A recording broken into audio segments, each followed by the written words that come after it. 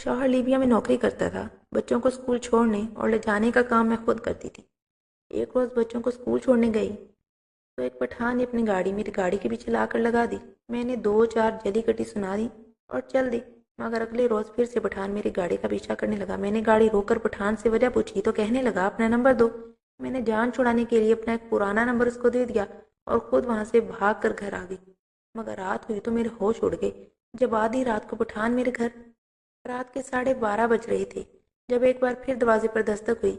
उसी पल बिजली भी जा चुकी थी। पूरा घर घुप अंधेरे में डूब चुका था। बच्चे भी पहले ही गहरी नींद सो चुके थे, मगर उसी पल बादल गरजे और तेज मूसलाधार बारिश शुरू हो गई। आज सुबह से ही मौसम खराब था और हल्की हल्की बारिश हो रही थी, मगर अब अचानक से बारिश का तेज होना और बिजली का चले जाना मुझ जैसी मजबूत आसाब की औरत का भी दिल दहला चुके थे। इस कदर शदीद बिजली तो आज से पहले कभी भी नहीं चमकी थी। मेरे शौहर ने जब मेरी कपकपाती हुई आवाज़ सुनी तो कहने लगे, क्या हुआ नौरीन, तुम इस कदर डरी हुई क्यों लग रही हो? खैरियत तो है? मैंने फौरन अपने चेहरे पर आया पसीना साफ किया और कहने लगी कि कुछ नहीं, यहाँ का मौसम ही ऐसा है। और फिर दरवाजे पर होने वाली दस्तक ने वैसे ही मुझे परेशान कर दिया है। शोहर को बताया तो वो भी अचंभे से कहने लगा, आखिर इस वक्त दरवाजे पर कौन हो सकता है, वो भी आधी रात को? मैंने फ़ोन कान से हटाकर दूसरे कान से लगाया और बोली कि पता नहीं कौन है जो इतनी ज़ोर से दस्तक दे रहा है। बिजली जा चुकी थी और वो दस्तक मज़ीद तेज़ हो चुकी थी। मैंने फ़ौरन एक हाथ में टार्च उठाई और शौहर का फ़ोन कान से लगाए दरवाज़ा खोलने के लिए जाने लगी। अलबत्ता शौहर ने मना कर दिया था कि दरवाज़ा मत खोलना, बस देखो कि आखिर बाहर कौन है। खुदा न खास्ता अगर कोई चोर चक्के हैं तो तुम फ़ौरन पुलिस को कॉल करो। मैंने शौहर की बात पर अमल करते हुए धीरे धीरे से कदम दरवाजे की जानिब बढ़ाना शुरू कर दिए। अभी मैं गेट के पास पहुंचकर छोटे से सुराख से बाहर देखने लगी थी कि तभी मुझे अपने पीछे से कई आवाजें आईं। एक तो बादल का गरजना और बिजली का चमकना, दूसरा घर की दीवारों से तेज भारी कदम जमीन पर पटकने की आवाजों ने तो मेरे रोंगटे खड़े कर दिए थे। मैं बौखला कर पीछे मुड़कर देख भी नहीं पाई थी, क्योंकि खौफ की शिद्दत इस कदर हावी हुई थी कि मुझे डर था अगर मैंने पीछे पलट कर देखा तो शायद मेरी जान ही चली जाए। वही शौहर फोन पर हेलो हेलो कहकर बार बार मुझे मुखातिब कर रहा था, मगर मुझ में तो इतनी हिम्मत ही ना रही थी कि मैं बोल कर उसे बताती कि आखिर यहाँ हुआ क्या है। मैंने दरवाजे के साथ खुद को टिकाया और जो ही हल्की सी गर्दन मोड़कर पीछे देखा तो मेरा वजूद काम कर रह गया, क्योंकि घर में तो 5 लोग पिछली दीवार से कूदे थे। मैं चौंक के दरवाजे के पास खड़ी थी और टार्च भी बंद हो चुकी थी, इसलिए वो मुझे नहीं देख पाए थे। वो 5 हट्टे कट्टे मर्द आखिर मेरे घर में क्या करने आए थे? उनका चेहरा बिल्कुल वाज़ेह था। उन्होंने तो अपना चेहरा भी नहीं छुपा रखा था। मेरे जहन में बेसाख्ता पठान आया। कहीं उस पठान ने तो मेरे साथ इतना सोचना था कि मेरा दिल तेजी से धड़कने लगा। उसी पल दरवाजे पर एक बार फिर शदीद दस्तक हुई। दरवाजे पर दस्तक होना थी कि मशकूक लोग भी चौंके हो गए और दरवाजे की जानिब देखने लगे। उनकी नज़र दरवाजे की जानिब पड़ना थी कि तभी आसमान पर बिजली चमकी और बिजली चमकने की रोशनी में इन चोरों ने मुझे देख लिया। मेरी हालत ही कुछ ऐसी थी, बारिश की वजह से बाल भीग चुके थे और कपड़े भी गीले थे। मैंने तो दुपट्टा लेना भी मुनासिब न समझा। अपने ही ध्यान में बाहर चली आई थी और अब उन लोगों को देखकर मुझे शर्म महसूस होने लगी थी। वो मर्द मुझे मशकूक नज़रों से देखते हुए मेरी जानिब बढ़ने लगे। उनके चेहरे पर एक मुस्कुराहट फैली हुई थी। यूँ लगता था जैसे मेरे लिए यहाँ आए हैं। मैं चीखते हुए फौरन दूसरी जानिब भागने लगी, मगर तभी दरवाजे के बाहर से जो आवाज़ आई वो सुनकर मेरे कदम वहीं रुक गए। ये तो वही आवाज़ थी जो मैंने मेरा शौहर लीबिया में काम करता था। उसकी वहीं पर एक अच्छी नौकरी लग चुकी थी। वो महीने के लाखों रुपए कमाकर हमारी जानिब भेजा करता था। मेरे 4 बच्चे थे और चारों ही मुझे बहुत अजीज थे। बाकी सौदा सर्फ तो मैं ऑनलाइन मंगवा लिया करती थी, मगर बच्चों को स्कूल छोड़ने और वापस लाने की जिम्मेदारी मेरी थी। मगर कई रोज से मुझे उन्हें छोड़ने में काफ़ी दिक्कत पेश आ रही थी। एक रोज़ जब मैं बच्चों को छोड़ने के लिए स्कूल गई तो एक पठान ने मेरी गाड़ी के पीछे अपनी गाड़ी लगा दी। मैंने इस वक्त गाड़ी रिवर्स करना थी, मगर पलट कर देखा तो गाड़ी अपनी जगह से टस से मस ना हो रही थी। मैंने कई बार हारन बजाए हाथ का इशारा भी किया कि भाई अपनी गाड़ी थोड़ी पीछे करो, मुझे रास्ता दो, मगर उसने तो मेरी एक ना सुनी। आखिरकार बिलवजह ट्रैफिक जाम होने की वजह से मुझे बच्चों को स्कूल आने से देर हो गई। मैंने समझा कि शायद ये एक दिन का स्यापा है, मगर ये तो अब रोजाना का मामूल बनता जा रहा था। अगले रोज जब मैं स्कूल बच्चों को छोड़कर वापस घर आ रही थी तो एक बार फिर एक गाड़ी ने मेरा पीछा करना शुरू कर दिया। मैं जहां जहां गाड़ी घुमाती वो भी मेरे वहीं पीछे आ रही थी, यहाँ तक कि वो कार बिल्कुल मेरी कॉलोनी में भी पहुंच गई।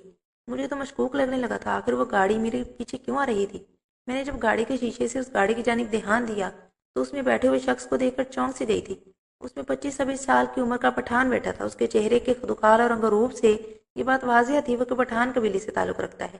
اس کے چہرے پر شدید خودگی تھی، وہ سنجیدہ تھا، مگر اس کے ماتھے پر غصے سے بل پڑے تھے۔ اس نے گاڑی کو لاک کر کے ایک بار پھر میری گاڑی کے پیچھے روک دیا اور پھر گاڑی سے اتر کر میری جانب آنے لگا۔ میرے دماغ میں تو ویسے ہی پٹھانوں کا کوئی اچھا تاثر نہ تھا۔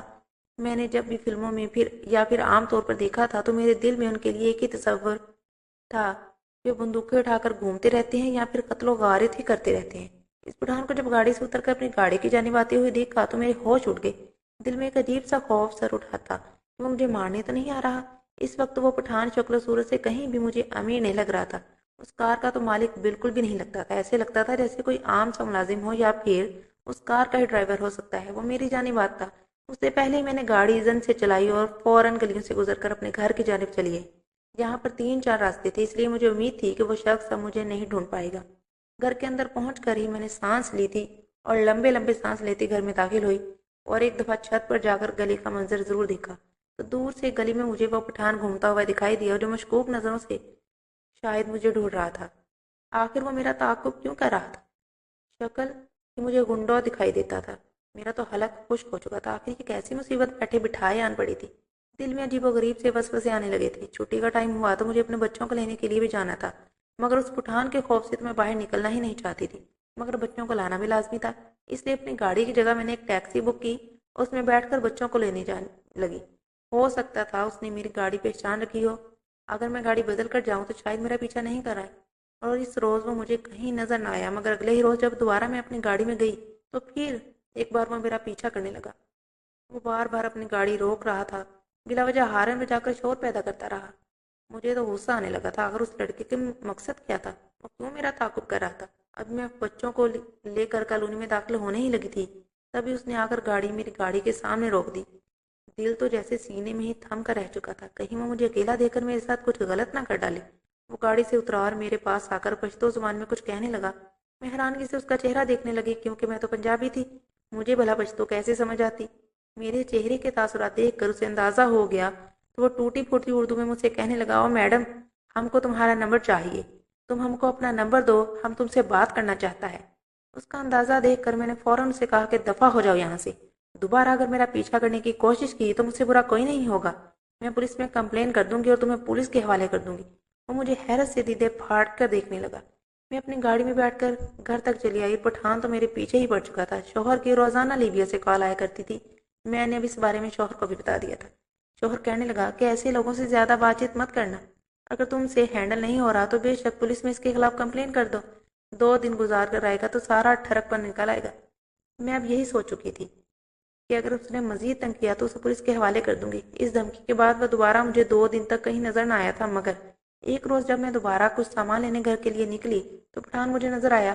وہ ایک بار پھر مشکوک سی نظروں سے مجھے دیکھتا ہوا میرے پاس آیا اور کہنے لگا، ہم کو تمہارا نمبر چاہیے، تم ہم کو اپنا نمبر دو، تم سے بہت ضروری بات کرنا ہے، اگر تم نے ہماری بات نہ سنی تو تم بہت بڑی مصیبت میں پھنس سکتا ہے۔ میں نے ایک اچاٹ سی نظر اس کے چہرے پر ڈالی۔ خود تو سوکھا ہوا تنکا تھا، آخر میری کیا مدد کرنا چاہتا تھا، مگر خیر، اسے دیکھ کر مجھے یہ تو اندازہ ہو چکا تھا کم از کم وہ کوئی نقصان نہیں پہنچائے گا، مگر شاید کوئی دل پھینک عاشق تھا جو مجھ پر اپنا دل ہار بیٹھا تھا اور اب ایسی باتیں کر رہا تھا۔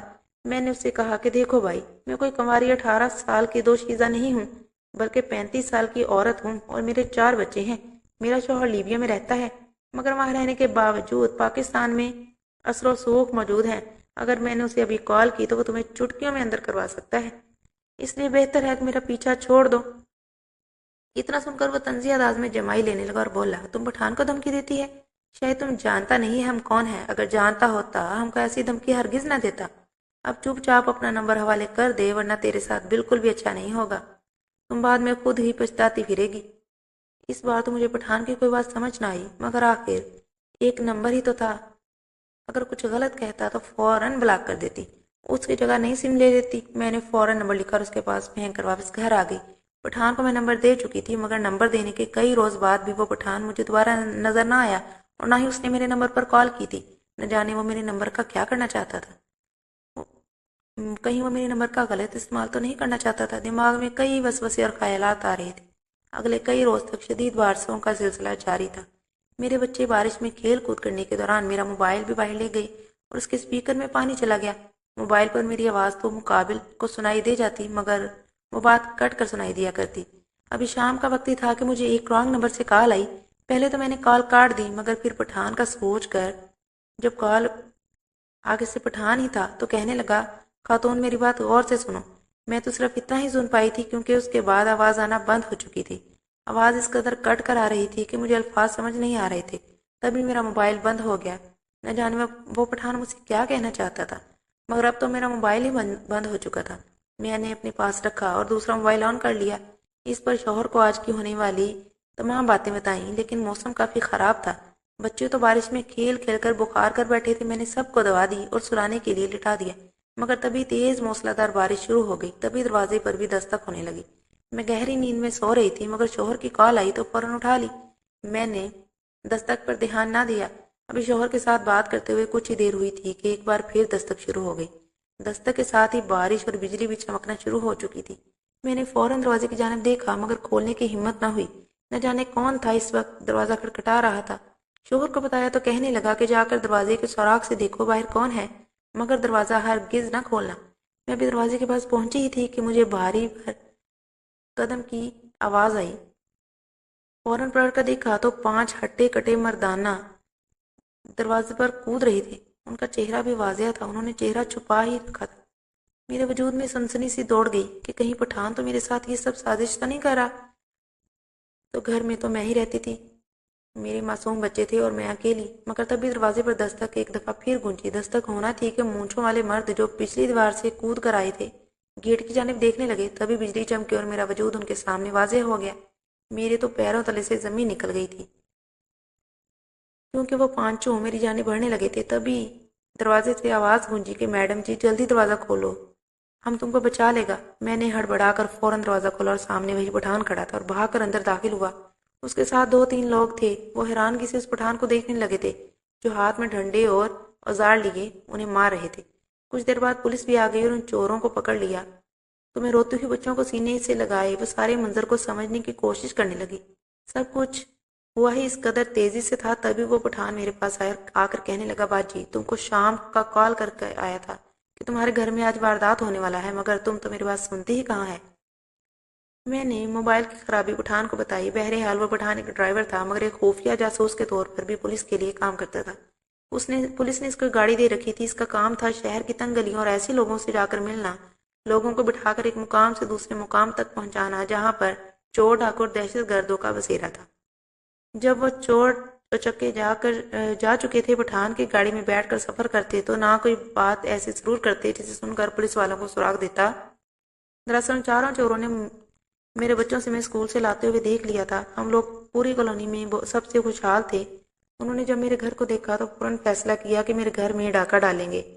ان کے بیچ ہوئی باتیں پٹھان سن چکا تھا۔ تبھی بار بار مجھے اکیلے میں مل کر سب کچھ بتانا چاہتا تھا مگر میں اسے غلط سمجھ رہی تھی۔ تو پٹھان نے میرے سر پر ہاتھ رکھ کر بولا، باجی دوبارہ جب ضرورت ہو تو مجھ سے ضرور رابطہ کرنا، تمہارا بھائی ہمیشہ حاضر رہے گا۔ تو میں حیران تھی کہ انسانیت ابھی بھی زندہ ہے۔ اس پٹھان کا میرے ساتھ کوئی رشتہ تو نہیں تھا مگر اس کے باوجود اس نے میری اس قدر مدد کی کہ میں دل سے اس کی مشکور تھی اور اس کو ڈھیروں دعائیں دینے لگی۔